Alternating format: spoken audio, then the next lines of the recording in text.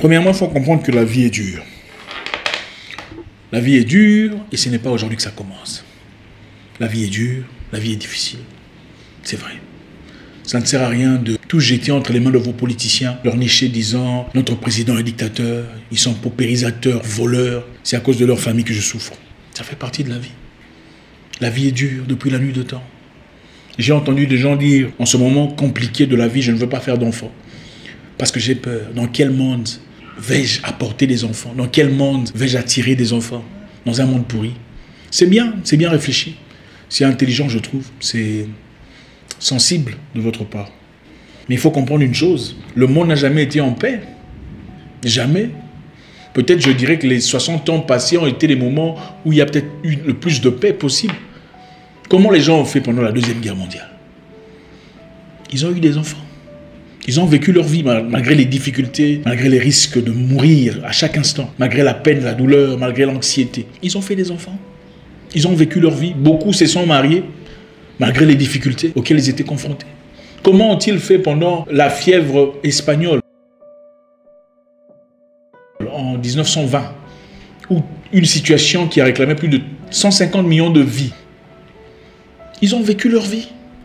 Ils ont trouvé de moyens malgré les difficultés, parce que ce moment-là d'ailleurs, c'était un vrai problème parce qu'on voyait les gens tomber dans les rues.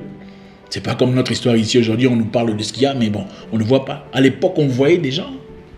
Mais les gens ont trouvé des moyens. Trouvé de moyens de trouver de l'emploi. Ils ont trouvé de moyens de vivre, des moyens de construire, des moyens d'avancer. Comment on a fait? En 1913, la Première Guerre mondiale, la vie était compliquée. La vie était très dure. Mais beaucoup se sont mariés. Ils ont fait leurs enfants. Ils ont construit malgré la guerre. Ils ont progressé. Beaucoup sont morts. Chacun son paradis. Chacun son moment. La vie est dure, il faut s'y habituer. Ça n'a jamais été différemment. Ça n'a jamais été différent depuis la nuit de temps. Rentrons en arrière. Napoléon, c'était dur. Charlemagne, c'était très dur. À l'époque des Romains, c'était très dur. L'Empire grec, compliqué. Oh, je suis né des parents pauvres, voilà pourquoi je suis... D'accord. Les parents étaient pauvres, on peut comprendre. Mais ce n'est pas un serment défini pour votre vie. Vous pouvez trouver des moyens.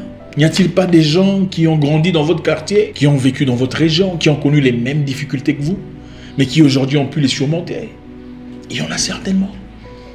N'y a-t-il pas des gens qui ont connu les mêmes revers, qui ont été aux mêmes écoles que vous, aux mêmes handicaps auxquels vous avez été confrontés, mais qui aujourd'hui avancent et progressent dans la vie, ont des familles stables, de l'emploi, des visions, de l'avenir? S'ils l'ont fait, à combien plus forte raison vous? Sont-ils plus précieux que vous ou plus importants? Absolument pas.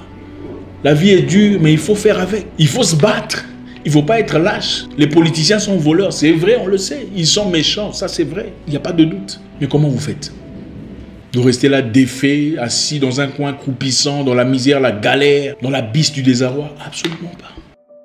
2. Le monde se fout de votre estime personnelle. Vous savez, ces éléments, moi j'aurais bien voulu que quelqu'un me les apprenne quand j'étais plus jeune. J'espère que ça va aider quelqu'un quelque part. Même les plus vieux. Le monde se fout de votre estime personnelle. C'est-à-dire, ce que vous pensez valoir n'a aucune importance devant les gens. Pour le monde, c'est ce que vous êtes, ou ce que vous représentez, ou ce que vous êtes capable de faire, ou ce que vous faites. C'est tout ce qui a de l'importance. Que vous ayez de l'estime personnelle ou pas, si vous avez de l'argent, on va vous respecter. Si pas vous respecter, au moins on va vous mentir en vous flattant. On va vous considérer. Mais si vous n'avez rien, personne ne va vous regarder avec estime. Le monde se fout de moi, je n'accepte pas ça. Moi d'ailleurs, je ne peux pas tolérer ça. On s'en fout de ça. On s'en fout de ça. Mon cher, tu vas mourir de faim avec moi, je ne peux pas tolérer ça. Hein, si tu es en position de faiblesse, il y a des moments où il faut accepter des choses jusqu'à nouvel ordre. Jusqu'à ce que tu aies la capacité de voler de tes propres ailes. Votre estime personnelle vaut seulement ce que vous avez en poche ou ce que vous représentez. Il ne s'agit pas ici d'être riche, il s'agit d'être indépendant. Les gens considérant votre estime personnelle à partir du moment où on sait que vous ne demandez rien à personne, vous ne venez jamais pour dire hey, « excuse-moi, aide-moi, j'ai besoin de ça. Est-ce que tu peux m'aider? L'enfant est malade, est-ce que tu peux me donner un peu d'argent pour aller? Je veux faire un voyage, mais je n'ai pas assez d'argent. » C'est à partir de ce moment-là qu'on commence à considérer votre estime personnelle. Mais si vous n'avez rien d'autre à montrer à part « moi, je ne tolère pas ça », mettez-vous au travail. Faites quelque chose. Commencez quelque part. Bousculez un caillou. Renversez une brique. Construisez quelque chose. Bâtissez votre avenir. Votre estime personnelle n'a aucune importance si vous n'avavez rien à montrer en accord avec cela. Quand tu dis aux gens, moi je ne tolère pas ça, parce que voilà, moi, on te posera une seule question. Toi, tu es qui? Tu diras quoi? Trouve le qui là qui manque. Place le qui manque. À partir de ce moment-là, ton estime personnelle vaudra tout ce que tu veux. La vie m'a appris qu'il faut travailler dur pour ce que tu désires. Il faut arrêter de rêver. Arrêter de rêver sa vie. Moi, dans l'avenir, je ferai ça. Moi, je souhaite avoir une grosse voiture, une grande maison. Il faut arrêter de rêver. Il faut se mettre au boulot. Moi, je vais vous dire un truc. Le rêve n'est que pertinent quand il est lié au travail. Moi, je me souviens à très longtemps, j'avais 20 ans d'âge. Et il y a une voiture que j'aimais bien, la X5, X5, Sport Version. Et je ne rêvais que de ça. En fait, il y avait un monsieur un monsieur que je respecte beaucoup, Mike Bernardo, paix à son âme, qui venait dans le même gymnase que nous, dans sa grosse voiture, sa très jolie famille. Ça m'a beaucoup motivé. J'ai bossé très dur pour y arriver. J'ai d'abord commencé par surveiller les voitures des gens. C'était ça, mon voyage vers ma destinée. J'ai surveillé la voiture des gens, j'ai balayé les cours des gens, j'ai fait la sentinelle. Et je n'ai pas honte de le dire. J'avais une direction. Il faut arrêter de rêver sa vie. Il faut commencer à vivre les réalités de sa vie, brique par brique, morceau par morceau, partie par partie, coûte que coûte, vaille que vaille. Dresser un chemin vers sa destinée. Arrêtez de rêver votre vie. Commencez à travailler vers votre vie. Un outil qui va vraiment vous aider à continuer à rêver votre vie, c'est Instagram. Sur Instagram, on trouve beaucoup de gens qui rêvent leur vie. En fait, les photos sont représentatives de la vie qu'ils rêvent. Il faut laisser Instagram. Travailler dans la vraie vie. Il ne faut pas seulement réussir à Instagram, il faut aussi réussir dans la vraie vie. L'objectif, ce n'est pas se faire des millions de dollars. L'objectif, c'est aboutir quelque part, matérialiser une idée, cristalliser une pensée. Mais vous ne le ferez pas en étant assis. Arrêtez de rêver la vie. Mettez-vous au travail. 4.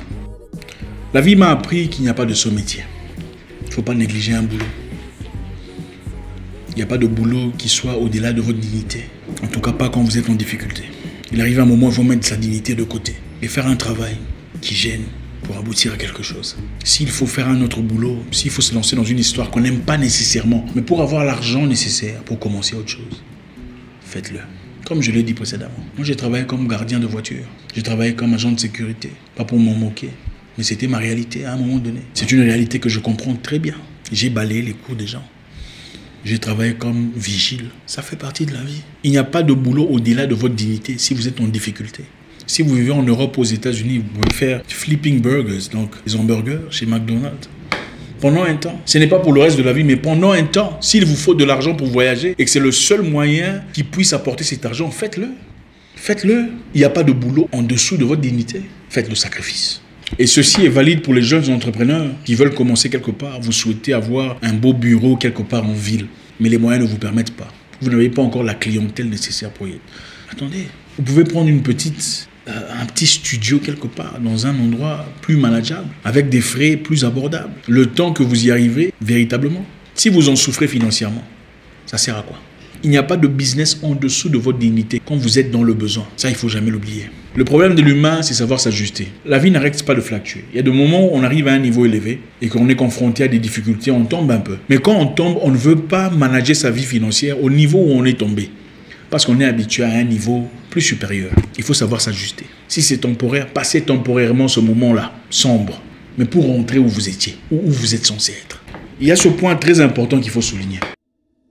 Ce n'est pas la faute de vos parents si vous foutez votre vie en l'air. Vous prenez les mauvaises décisions, vous prenez les mauvaises directions et vous en subissez les conséquences. Ce n'est pas la faute de vos parents. C'est votre responsabilité. Il y a un monsieur là que je connais, après avoir fait plusieurs enfants, je ne sais pas 15 ou 16 ou 17 avec 9 mamans différentes, peut-être moins, s'est retrouvé coincé quelque part en Turquie ou un truc comme ça, dans des difficultés, quitté son pays depuis très longtemps. Et puisque les choses ne marchent pas pour lui, qu'est-ce qu'il a fait? Il a commencé à accuser sa mère, sa propre mère, disant que sa maman est sorcière. C'est la raison pour laquelle il n'avance pas. Sa maman est sorcière, ils ont été sacrifiés dans la sorcellerie, voilà pourquoi sa vie stagne. Mais il a oublié que quand il partait avec ces femmes-là, sa mère n'était pas là. Quand aujourd'hui il se retrouve avec une douzaine d'enfants ou quinzaine, issus de différents... sa mère n'était pas là. Il faut assumer ses propres actes, assumer ses œuvres. C'est trop facile. Oh, maman était sorcière, on nous a sacrifiés. Il faut grandir. Ce n'est pas la faute de vos parents si vous foutez votre vie en l'air. Tout ce que vous voyez dans les réseaux sociaux ne sont pas les réalités des gens que vous voyez dans les réseaux sociaux. Tout ce que vous voyez sur Internet n'est pas nécessairement vrai. J'ai vu beaucoup de jeunes, en tout cas en anxiété, angoissés. Les enfants de certains amis en difficulté émotionnelle parce que leurs amis étaient sur Internet avec des photos professionnelles, avec des beaux habits, des chaînettes, des montres spéciales et tout ça. Internet a apporté beaucoup de choses positives, mais aussi son lot de négativité. Et il faut évaluer si le lot de négativité n'est en effet pas plus lourd que celui de positivité. Il faut faire très attention. Ce que vous voyez sur Internet, ce n'est pas nécessairement la réalité de la personne que vous voyez devant vous. Beaucoup de personnes s'inventent des vies. Ne comparez jamais votre vie, votre vraie vie, à la vie Internet d'une personne. Les photos que vous voyez sont des photos méticuleusement arrangées et filtrées. Ça ne représente en rien la réalité des gens. D'ailleurs, je vous ai dit une fois dans une autre vidéo que j'ai une fois rencontré une fille que je voyais souvent sur Internet. Quand je l'ai vue de vive voix, j'avais beaucoup regretté. Parce qu'elle n'était pas moche. Seulement, ça pourrait être de l'escroquerie. Ce n'est pas bien. Ne vous mettez pas la pression pour représenter une image en accord avec ce que vous voyez. Chacun sa vie, chacun son avenir, chacun ses pas, chacun sa vitesse. Pour récapituler très rapidement, la vie n'est pas juste. Il faut s'y habituer. Depuis la nuit de temps, la vie n'a jamais été bonne, qu'on ne vous trompe pas. Il y a des moments de bonheur, ça arrive, attention. Mais l'homme naît, il grandit, il vit, il meurt. Le monde se fout de votre estime personnelle, peu importe ce que vous ressentez pour vous-même, c'est pour vous. Le monde se fout de ça, on ne voit pas ça. On se fout de votre histoire. On veut voir ce que vous représentez. Qu'est-ce que vous avez? Qu'est-ce que vous êtes? Vous êtes où? Battez-vous au lieu de dire moi, je ne ferai pas ça. 3. Il faut bosser dur pour ce que tu veux dans la vie. Il faut arrêter de rêver. Aucun boulot n'est en dessous de votre valeur, votre dignité. Il n'y a pas de saut métier. Il y a que des gens qui ne sont pas intelligents. S'il vous arrive à un moment défini de votre vie, de faire un boulot que vous n'aimez pas nécessairement, mais dans le but d'avancer, un boulot qui clairement vous aidera à aboutir quelque part, faites-le. Si vous foutez votre vie en l'air, ce n'est pas la faute de vos parents. C'est votre faute. Il faut assumer. Merci infiniment. J'espère qu'on a appris quelque chose ce soir. C'est toujours un plaisir d'échanger avec vous. Et aussi, je souhaiterais que vous nous suiviez sur notre nouvelle page, Votre Frère. S'il vous plaît, on mettra le lien à l'endroit qu'il faut. Laissez un commentaire et suggérez-nous une vidéo si ça vous arrange et on verra à la mesure de possible quoi faire. Je vous souhaite une excellente soirée. J'espère vous parler encore très bientôt dans une nouvelle vidéo. Au revoir.